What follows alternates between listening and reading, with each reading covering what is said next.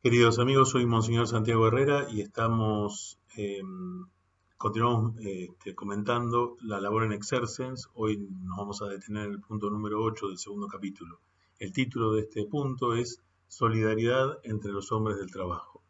Eh, es importante tener en cuenta que este concepto, el concepto de solidaridad, es uno de los ejes fundamentales de la doctrina social de la Iglesia, junto con otro concepto que es el de subsidiariedad. Pero además, el concepto de solidaridad para el Papa San Juan Pablo era muy querido porque Lech Walesa, un líder sindical eh, polaco, era alguien muy cercano a él y que de alguna manera encarnaba en ese momento histórico esta idea de la solidaridad, es decir, de la mutua ayuda entre los trabajadores. Bien, decía el Papa, ¿no es cierto? Si se trata del trabajo humano eh, en la fundamental dimensión de su sujeto, o sea, del hombre, de la persona que ejecuta determinado trabajo, se debe, bajo este punto de vista, hacer por lo menos una valoración, aunque sea sumaria, dice, de las transformaciones inmensas que han ocurrido en estos últimos 90 años y todavía en estos últimos 40 casi, las transformaciones han seguido ocurriendo y son más grandes todavía, que han acaecido en relación con el aspecto subjetivo del trabajo. De hecho, aunque el sujeto del trabajo sea siempre el mismo, o sea, el hombre, sin embargo, en el aspecto objetivo se verifican transformaciones notables. Aunque se pueda decir que el trabajo, a causa de su sujeto, es uno, porque bueno, todo es trabajo, y cada vez en esa unidad, porque cada ser humano es único y repetible, es uno también. Sin embargo, considerado en direcciones objetivas, hay que constatar que existen muchos trabajos, ¿cierto? Podríamos decir que existen tantos trabajos como seres humanos, porque cada uno lo realiza de una manera particular, aunque ciertamente la industrialización lleva a una cierta estandarización, como vamos a ver ahora. Eh, el desarrollo de la civilización humana conlleva, en este campo, un enriquecimiento continuo. El desarrollo de la civilización, entonces, al mismo tiempo, sin embargo, no podemos dejar de ver, dice el Papa, cómo en el proceso de este desarrollo no solo aparecen nuevas formas de trabajo, sino también que otras desaparecen. Aun concediendo que en línea de máxima sea esto un fenómeno normal, hay que ver todavía si si no se infiltran en él y en qué manera ciertas irregularidades que por motivos éticos sociales pueden ser muy peligrosas. Precisamente, dice el Papa, a raíz de esta anomalía de gran alcance, surgió en el siglo pasado la llamada cuestión obrera, es decir, la cuestión de los trabajadores, denominada a veces cuestión también proletaria. El proletario, como ustedes saben, era aquel que se había quedado sin ninguna propiedad y que lo único que le quedaba eran sus hijos, es decir, la prole. Proles, hijos, nosotros en latín. Tal cuestión, como los problemas anexos a ella, han dado origen a una justa reacción social. Han hecho surgir y casi irrumpir un gran impulso de solidaridad entre los hombres de trabajo y ante todo entre los trabajadores de la industria.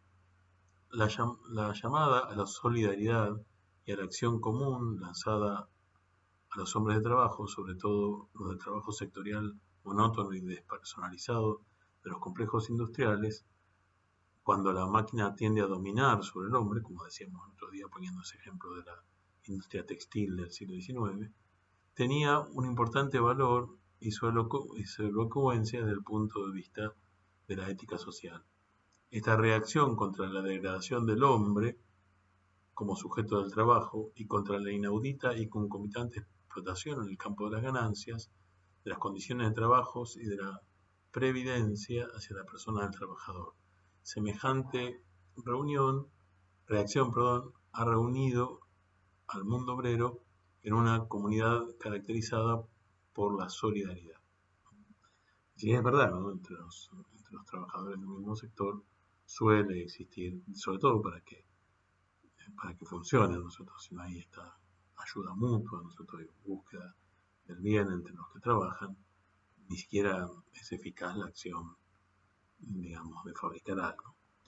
Tras las huellas, sigue diciendo el Papa San Juan Pablo, de la encíclica Rerum Novarum y de muchos documentos sucesivos de la Iglesia, se debe reconocer francamente que fue justificada desde la óptica de la moral social la reacción contra el sistema de injusticia y de daño que pedía venganza al cielo y que pesaba sobre el hombre de trabajo de aquel periodo de rápida industrialización.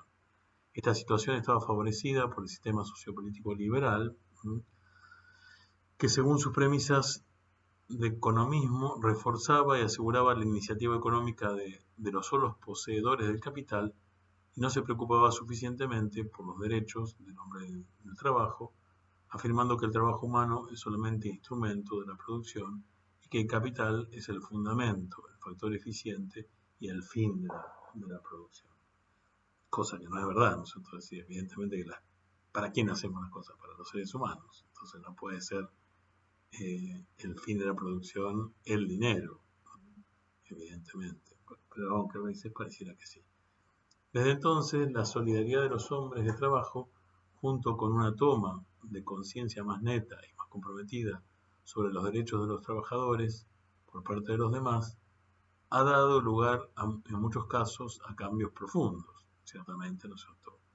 No en todos los lugares del mundo, pero los derechos sociales hoy en día se respetan más en muchos lugares que hace 120 años atrás. Se ha ido buscando diversos sistemas nuevos, se han desarrollado diversas formas de neocapitalismo o de colectivismo. Con frecuencia, los hombres de trabajo pueden participar y efectivamente participan en la gestión y el control de la productividad de las empresas. Por medio de asociaciones adecuadas, ellos influyen en las condiciones de trabajo y de remuneración, así como en la legislación social, pero al mismo tiempo sistemas ideológicos o de poder, así como nuevas relaciones surgidas a distintos niveles de la convivencia humana, han dejado perdurar las injusticias flagrantes o han provocado otras nuevas. A escala mundial, el desarrollo de la civilización y de las comunicaciones han hecho posible un diagnóstico más complejo de las condiciones de vida y de trabajo del hombre en toda la Tierra. Y también ha manifestado otras formas de justicia mucho más vastas de las que se hablaba en el siglo pasado, que fueron el estímulo de la unión de los hombres de trabajo para establecer una solidaridad más eficaz. Así ha ocurrido en los países que han llevado ya a cabo un cierto proceso de revolución industrial, y así como en los países donde el lugar primordial de trabajo sigue estando en el cultivo de la tierra y en otras ocupaciones principales. Movimientos de solidaridad en el campo del trabajo, de una solidaridad que no deba ser razón al diálogo y a la colaboración de los demás, pueden ser necesarios incluso con relación a las condiciones de grupos sociales que antes no estaban comprendidos en tales movimientos, pero que sufren en los sistemas sociales y en las condiciones de vida que cambian una proletarización, que es, dice el documento, efectiva. O sea, no hay opción nosotros. Más aún, se encuentran ya realmente en condiciones de proletariado, la cual, aunque no es conocida todavía con este nombre, lo merece de hecho. En esas condiciones pueden encontrarse algunas categorías o grupos de la inteligencia trabajadora, ¿sí?